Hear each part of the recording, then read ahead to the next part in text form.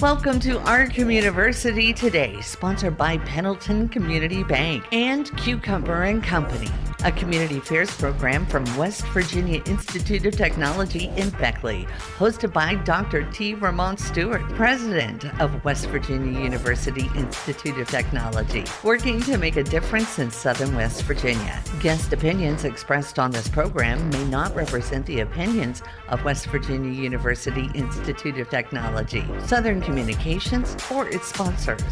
And now, with today's program, here's Dr. Stewart. Welcome to part two of this sit down with Andrew Willer.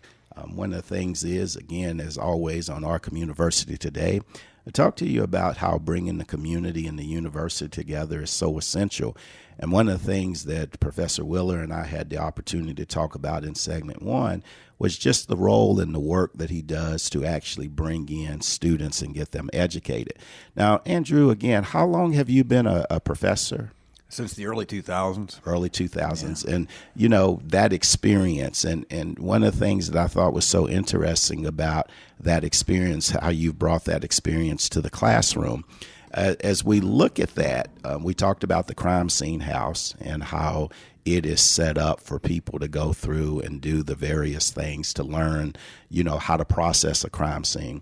But you also do quite a bit of work in the community.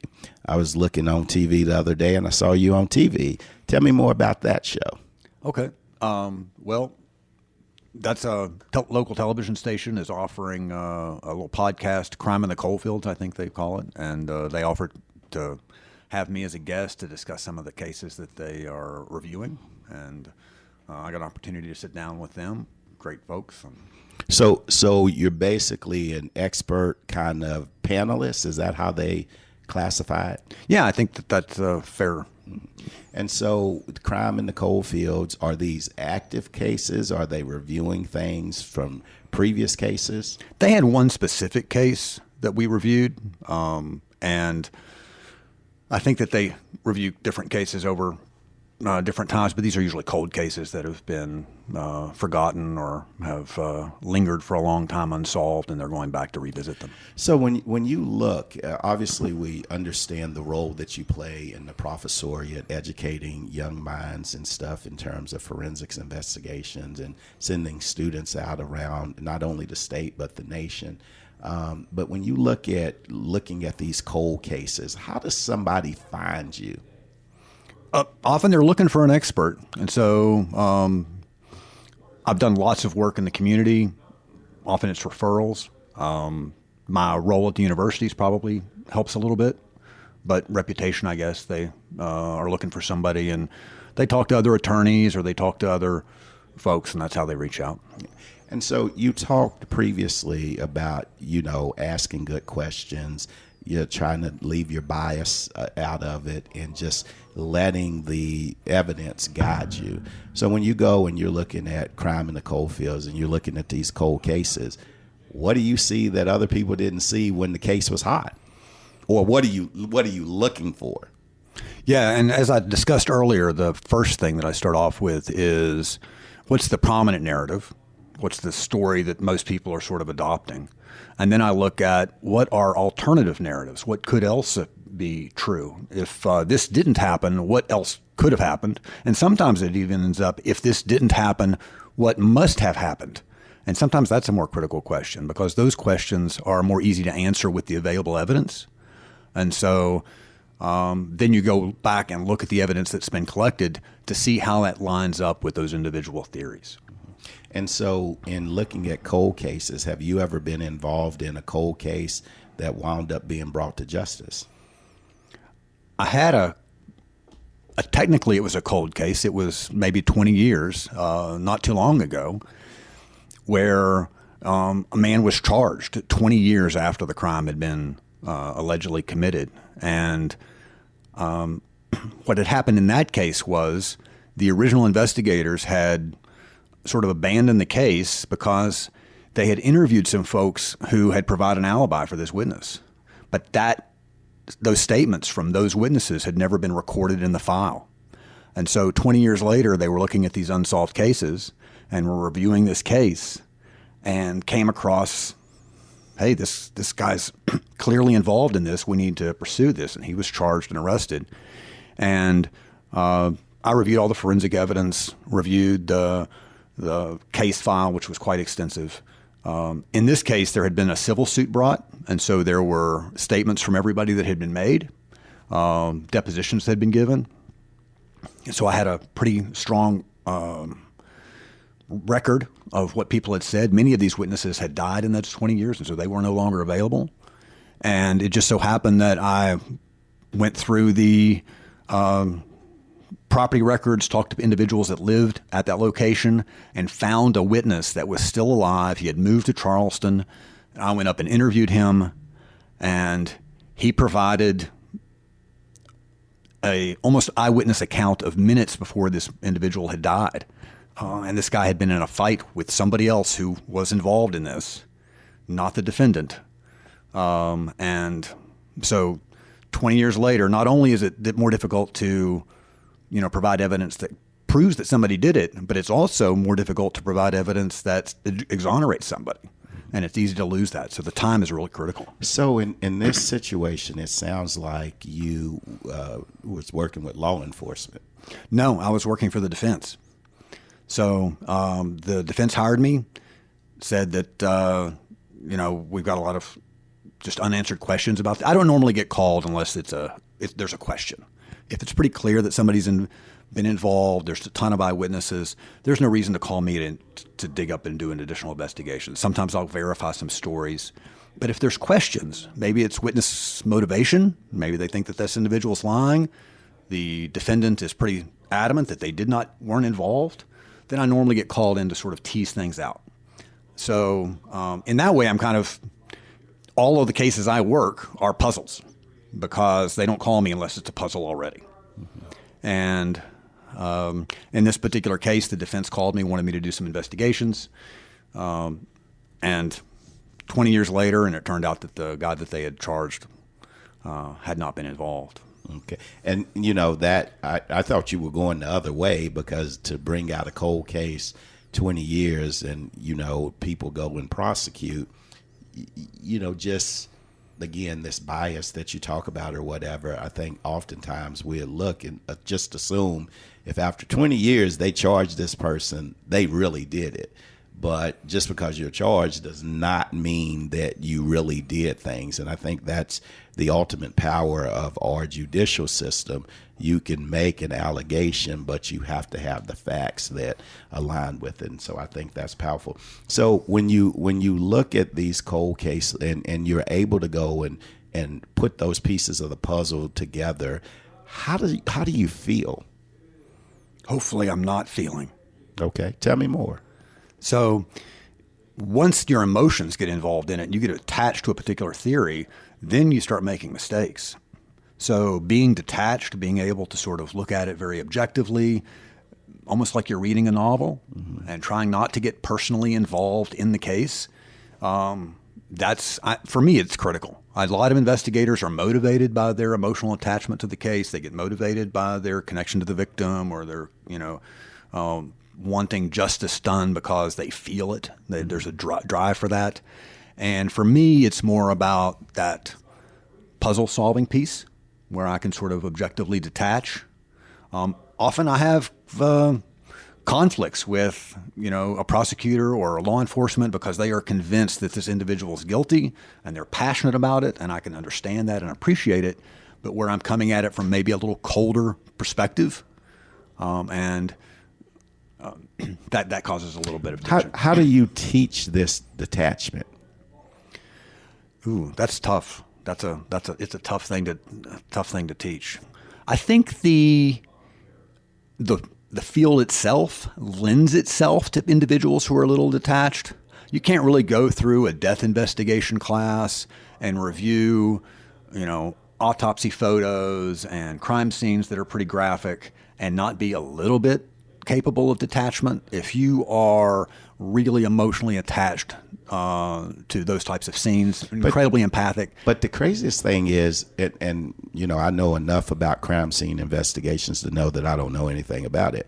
But I think if I'm sitting there and I see this horrific crime, and I think this person has been wronged, and I want to bring somebody to justice, I would think I would get attached. I would think seeing those things and being on a quest for justice would make me passionate and attached.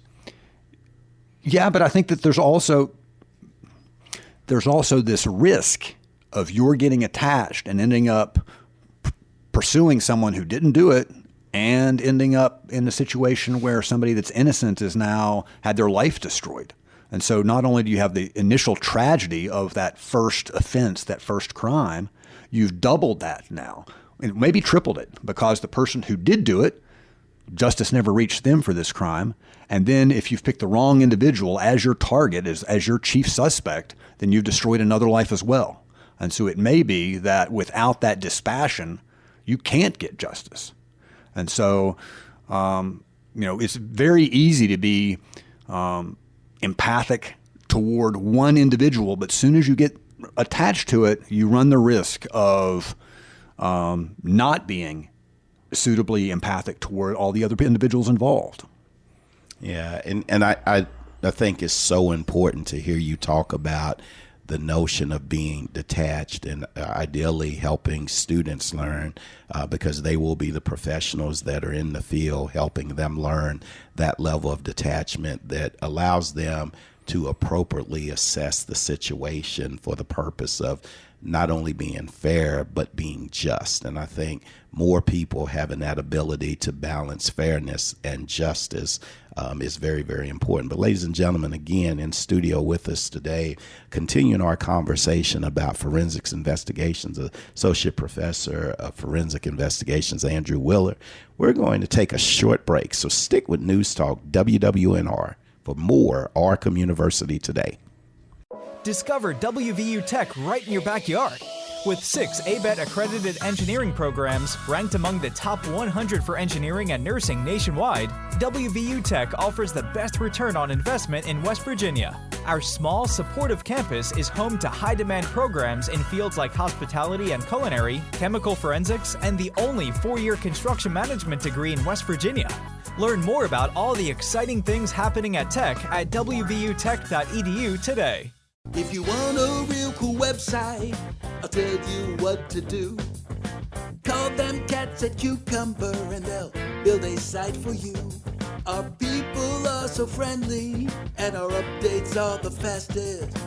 All it's gonna cost $100 plus taxes. These cats build, host, and update for just $100 a month. Oh yeah! Find out how at 304-250-0123 or at cucumberandcompany.com. Bank with purpose and Golden Bear pride at Pendleton Community Bank. Our WVU Tech Affinity debit card does more than make purchases. It makes a difference. Every swipe supports the William Bill Benn Student Success Fund, helping WVU Tech students facing financial hardships stay on track to achieve their dreams. Show your school spirit and help shape the future, one transaction at a time. Visit yourbank.bank to get started today. Pendleton Community Bank, here for students, here for community, here for you. Member FDIC, an equal housing lender. Welcome back to Our Communiversity Today. Again, in studio is Professor Andrew Willer, who teaches forensic investigations at WVU Tech. And we're going through and really just talking about, the things that you've done. We talked about the cold case. We've talked about how you educate students and stuff. But, there's so much to this. I found this conversation fascinating because, as you talk, you can see how measured and how careful you are, with how you respond, what you say, how you do it. How did you develop those types of skills? By making mistakes, by saying the wrong thing to a witness at the wrong time and having them shut down and not provide the information that they have or not want to participate in the process. And just over years, you become more quiet and try to give space to someone to allow them to speak. So that I'm sure that makes it more difficult to be interviewed because I'm constantly trying to make sure that I'm allowing space for the other individual to talk. Yeah. So. You know, my grandmother always said there's a reason why God gave you 2 ears and only one mouth. You're supposed to listen twice as much as you speak.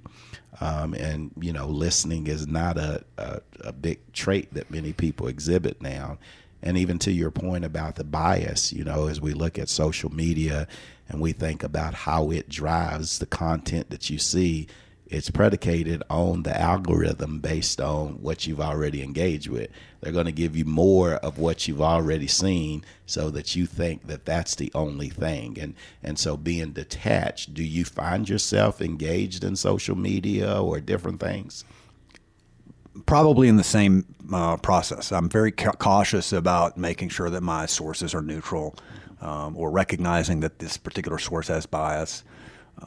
Oddly enough, I get most of my news from international sources. Mm-hmm. So, but along those lines, are things done? Can you get news without some type of slant to it?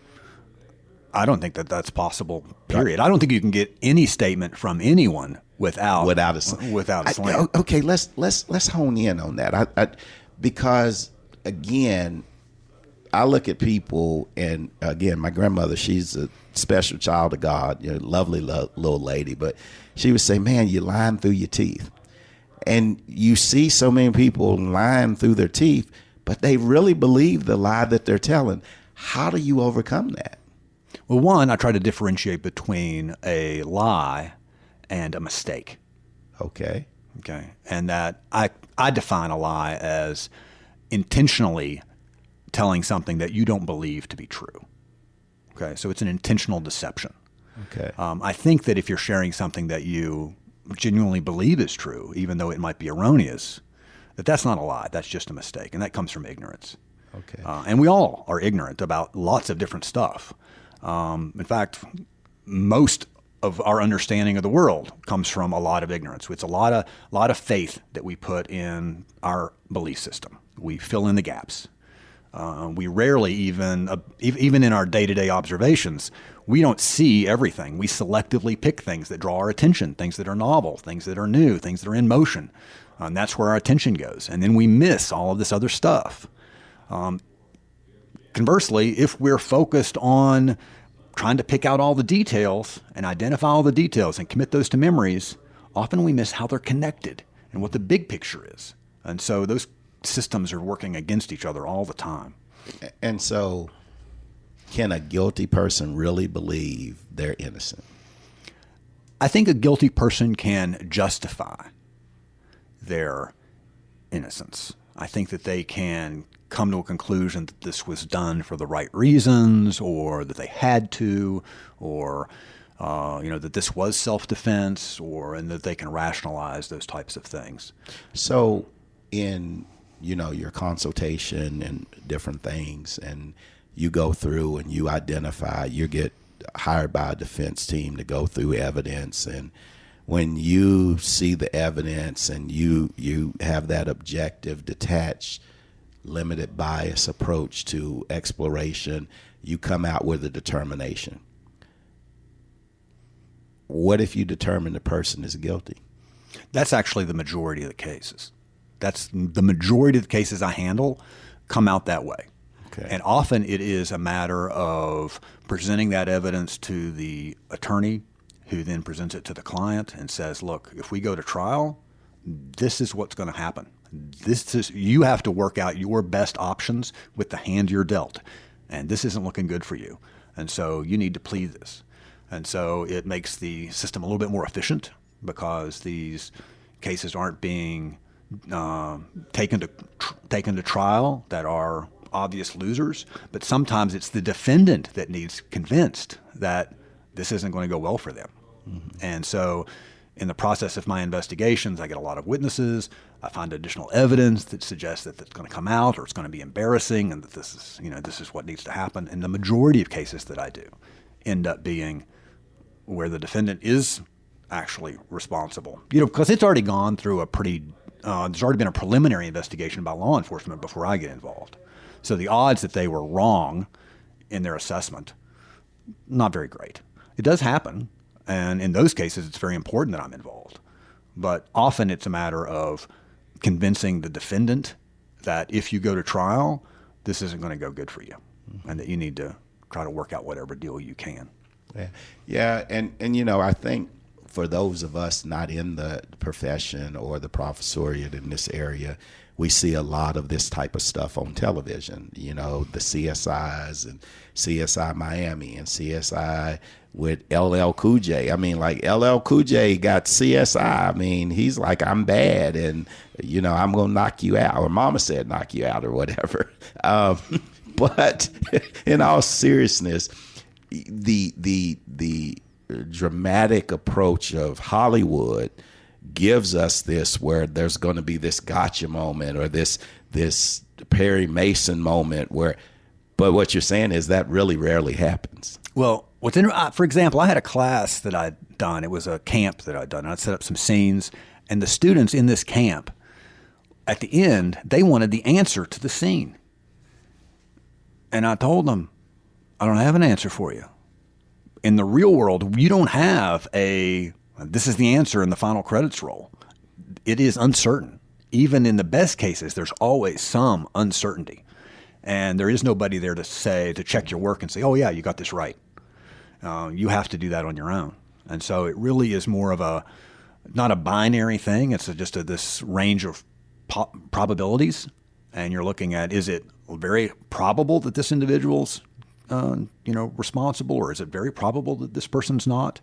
And the way our system's set up is that if there are two competing theories and both of them are pretty close, and one says they're guilty and then one says that they're not, if those are pretty close, then you're supposed to acquit them. You need strong proof beyond a reasonable doubt that the person did it. Yeah. Well, but the other thing about that, the reasonable doubt thing, beyond reasonable doubt, that's so subjective that, you're at a jury of your peers. Ideally, you can be before a judge, but, to your point of what people believe, they can create reasonable doubt if you can paint a picture for them about why that doubt should be. Have you seen that done? All the time. Yeah. Mm-hmm. Yeah. In fact, I had a case not too long ago. The individual was acquitted. On the face of it, he looked so guilty. A body was found under his trailer, and it was pretty clear that this guy did it, and they charged him and arrested him. And then it turned out that this individual was deaf, that the trailer had been broken into before, that there was no blood at the scene. One of the witnesses said that they had seen the victim just days before the victim was discovered, but the victim had been dead for months. So the person who spotted the body had a history of domestic violence. And so we had this, what's going on here? Is this deaf guy being set up and so we've got these two competing, initially starts off, oh, this guy definitely did it. This is kind of a loser. We need to figure out a way to mitigate this. And then the more you dig into it. And I've had many cases where I'll interview one witness and I'm like, okay, this is not looking good. And then I'll interview another one and then it's the other way. And then I'll interview another one and then it's the other way. And then I'm just not, and it's constantly flipping back and forth. And in those situations where you're uncertain, in fact, I think in those situations it's most frustrating for me, especially when they go to trial and I don't know. And then I see that individual convicted and I have been digging into this, trying to be objective, looking at all the possibilities. And when I see that I don't know whether this person did it or not, and yet a jury comes back and says, yeah, they did. Yeah, I think it's just so scary from the get-go, the notion that someone would be charged because, the state has the burden of proof. But at the same rate, if you don't have the right resources, access to private investigators, your own forensics teams, and a lot of these things we see on TV come with people with extensive amounts of money and different things. You're in a trailer, you're deaf, you get charged, your world comes crashing down, and you're trying to tell people, I don't know what you're talking about, but it's hard to explain the mere notion that you have a body underneath your domicile. And so I admire you for the work you do to try to seek and find truth and help people. But ladies and gentlemen, this has been a great episode, but we got to take a short break. And so stick with News Talk WWNR as we close out this edition of our Communiversity Today. Discover WVU Tech right in your backyard. With 6 ABET accredited engineering programs ranked among the top 100 for engineering and nursing nationwide, WVU Tech offers the best return on investment in West Virginia. Our small, supportive campus is home to high-demand programs in fields like hospitality and culinary, chemical forensics, and the only 4-year construction management degree in West Virginia. Learn more about all the exciting things happening at Tech at wvutech.edu today. If you want a real cool website, I'll tell you what to do. Call them cats at Cucumber and they'll build a site for you. Our people are so friendly and our updates are the fastest. All it's gonna cost $100 plus taxes. These cats build, host, and update for just $100 a month. Oh yeah! Find out how at 304-250-0123 or at cucumberandcompany.com. Bank with purpose and Golden Bear pride. At Pendleton Community Bank, our WVU Tech Affinity debit card does more than make purchases. It makes a difference. Every swipe supports the William Bill Benn Student Success Fund, helping WVU Tech students facing financial hardships stay on track to achieve their dreams. Show your school spirit and help shape the future, one transaction at a time. Visit yourbank.bank to get started today. Pendleton Community Bank, here for students, here for community, here for you. Member FDIC, an equal housing lender. Welcome back to our Communiversity Today. Again, I want to thank Professor Andrew Willer for part 2 of what I think is one of the most exciting episodes of our Communiversity Today, because we took a different path.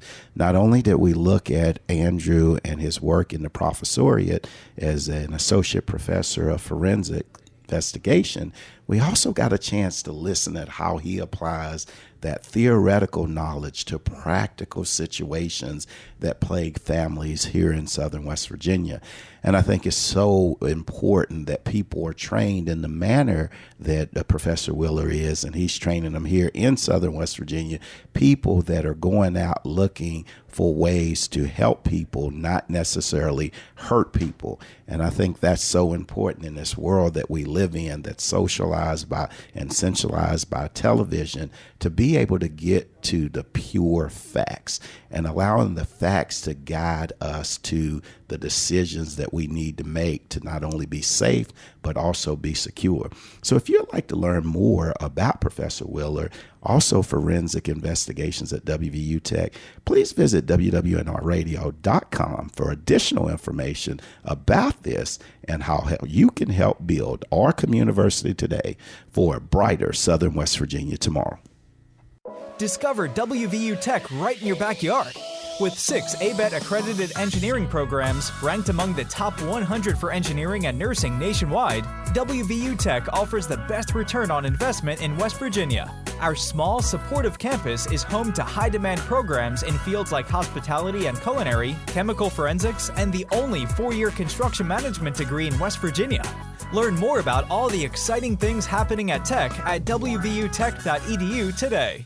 Bank with purpose and Golden Bear pride. At Pendleton Community Bank, our WVU Tech Affinity debit card does more than make purchases. It makes a difference. Every swipe supports the William Bill Benn Student Success Fund, helping WVU Tech students facing financial hardships stay on track to achieve their dreams. Show your school spirit and help shape the future, one transaction at a time. Visit yourbank.bank to get started today. Pendleton Community Bank, here for students, here for community, here for you. Member FDIC, an equal housing lender.